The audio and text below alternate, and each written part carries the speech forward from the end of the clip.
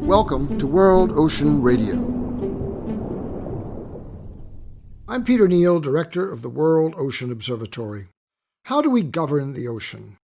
As we look to the future and the preeminence of the world ocean in relation to all aspects of human life, this becomes the essential question. In a January 2022 article in The Conversation UK, Chris Armstrong, Professor of Political Theory in the Department of Politics and International Relations, University of Southampton, United Kingdom, advocates for a centralized ministry for the ocean, a voice at the highest level of government to advocate for ocean policy and protection. His basic argument is that there is no agency to keep the ocean in the forefront of political life.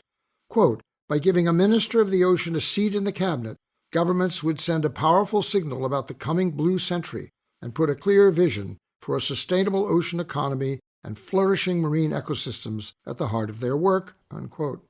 If we take the United States as an example, we will discover 14 departments and 6 agencies that are represented at the highest cabinet level, responsible to the President, coordinated by the Chief of Staff.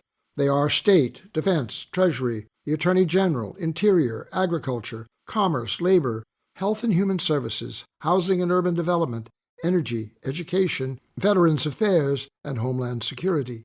The agencies are the Environmental Protection Agency, Management and Budget, United Nations Mission, Council of Economic Advisors, and Small Business Administration.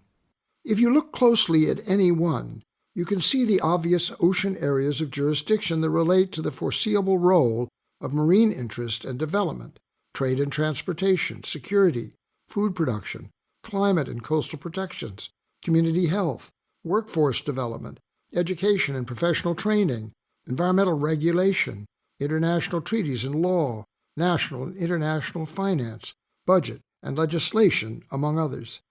In bureaucratic language, these organizations are silos, structures acting independently, vertically, linked at the top of the leadership pyramid, where presumably a coherent presidential vision oversees their priorities and integration.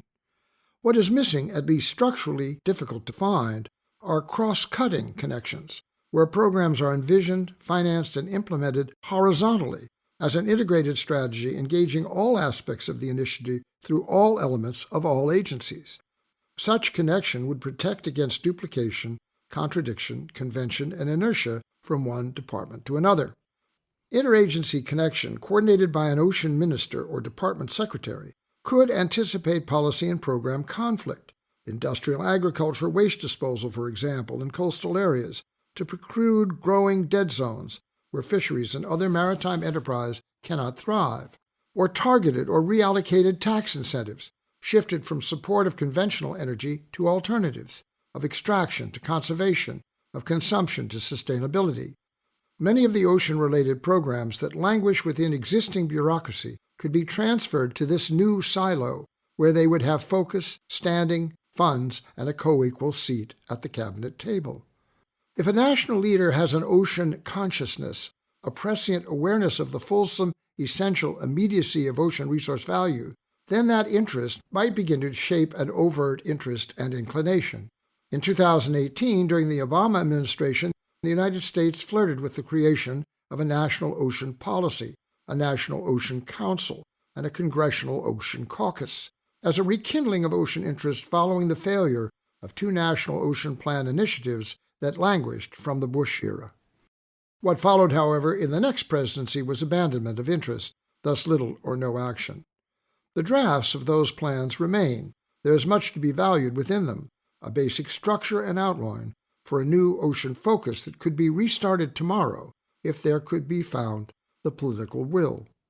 On Earth Day this year, at the UN Ocean Conference in New York, the U.S. publicly committed to a variety of actions with regard to illegal, unreported, unregulated fishing, to food security initiatives, to increased coastal research and science by the National Oceanic and Atmospheric Administration and the Environmental Protection Agency, to further U.S. participation in the mapping of the ocean floor, to an international alliance to combat ocean acidification, to a strategy to prevent further plastic pollution, and to financial commitments of some $16 billion to ocean technology, climate mitigation, and other tangible steps toward a quiet, coordinated ocean plan. There was a White House press release, but not much other notice. No matter, it may be that a voice for the ocean at the highest level of a minister has been found. We will discuss these issues and more in future editions of World Ocean Radio.